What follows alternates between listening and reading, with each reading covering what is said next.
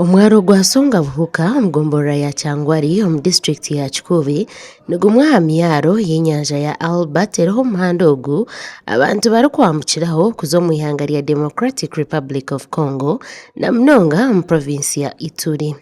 Baitu omwaro ogu nigwo gumwe oguriho ebidiba by'amajuta aga Kingfisher Oil Development Field ebirikuza kutimbwa amajuta ga China National Offshore Oil Company.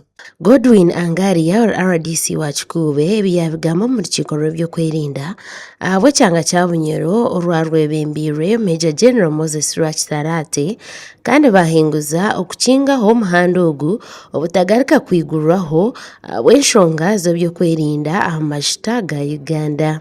Tukora transportation haina mafuta abantu barwa Congo mbaija mu Uganda point very high mafuta appointed and so on. And that's why we have recommended security ntabata basendero bagende Angaria yagira ngo kitise kituraho kandi emyaro etakumanywa ombiragiro eri kurenga 12 omuri Kikuubi neza kukingwaho n'ensonga guli mwaro guli recognize baita ikizo kitwina n'ensonga nsonga guli mwaro guli buhoka nsonga ogo mwaro guli high arona abantu batandikire kuombeka muno nokolera mu business high naki na Kingfisher project.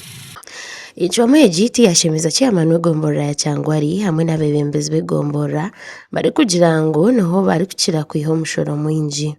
Omwaro ogo gubere ni gwiha bakongo kuruga Kongo nibalandingiraho nibagenda Kampala nibagaruka in that process tubeire twina abana almost 80% abakyangwali sub county ababeire bali employed amwaro ogo. Bisemeza yashaba majuta obutabahindukira omukyeno. I really criticize that as a sub-county chairperson and I curse that.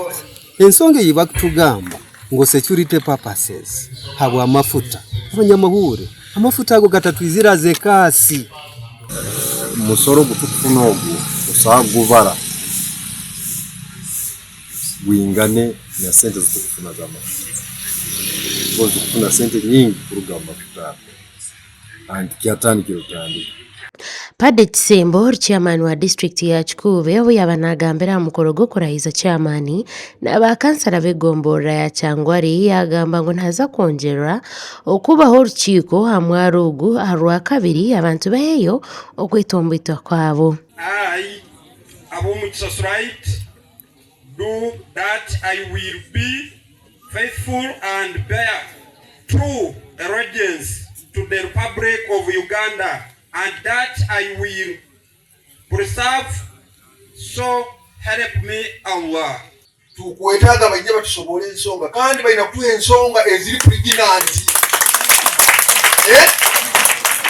Balina kutuwa ensonga ezikozereki ezinenda